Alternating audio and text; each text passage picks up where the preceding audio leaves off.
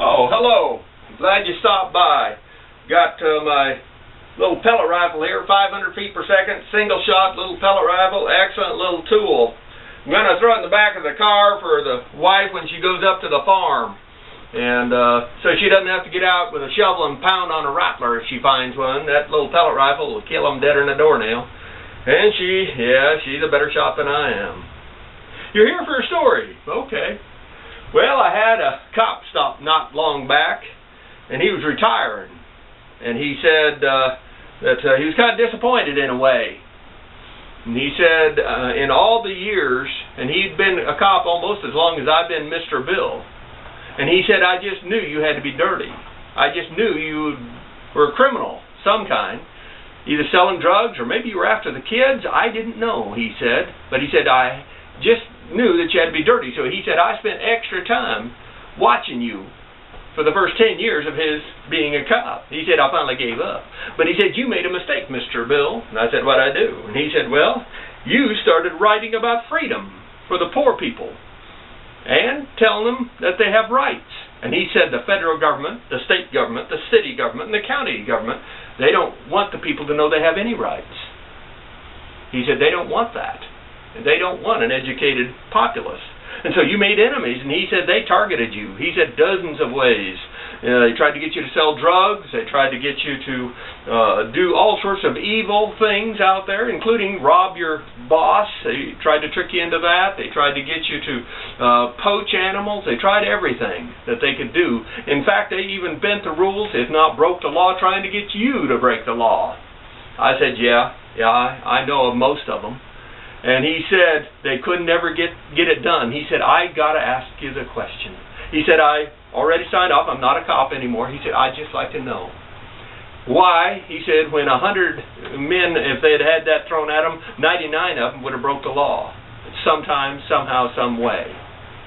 How did you get through the gauntlet of stings? And I said, well, I had a mother that adopted me out of an orphanage. And she taught me hard work, and my father also. But my mother, when I'd get in trouble, she didn't beat on me or hit me. She'd take her finger, and she'd put it in my face, and she'd say, you disappointed me. And I'd have rather taken the beating. I'd have rather taken the beating. And so and she's passed away now, so when I die, I don't want to go up to that woman and have her put her finger in my face and say, you disappointed me. I don't want that.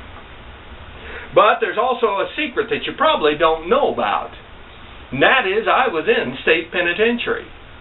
And he said, I know your record up one side and down the other. You don't have a record. He said, you have no criminal record. We don't even have a traffic violation on you in 39 years that you've lived here in McCook. I said, that's true.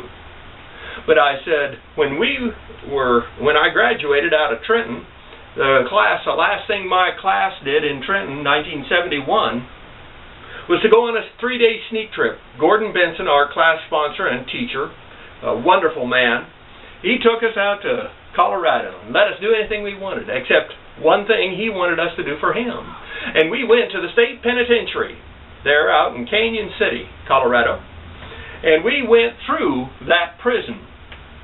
Now, a bunch of green, stupid kids were terrified when we went through that thing, I'm here to tell you.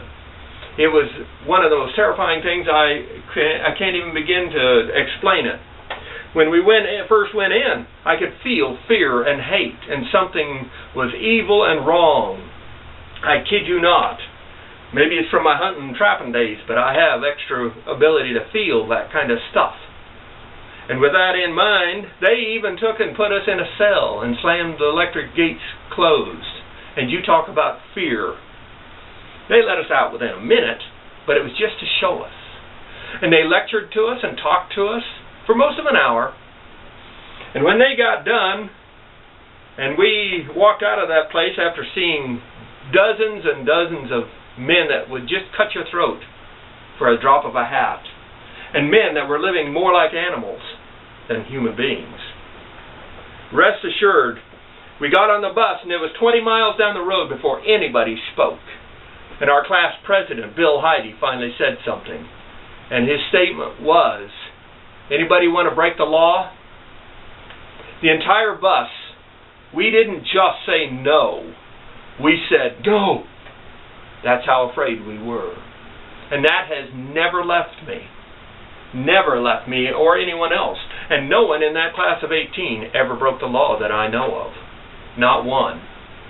You better believe that was a life-altering event. So between that and my mother's finger, it'd be awful hard to break the law, or to get me to break the law. To get me to break the law. Rate this film. You guys have a good day.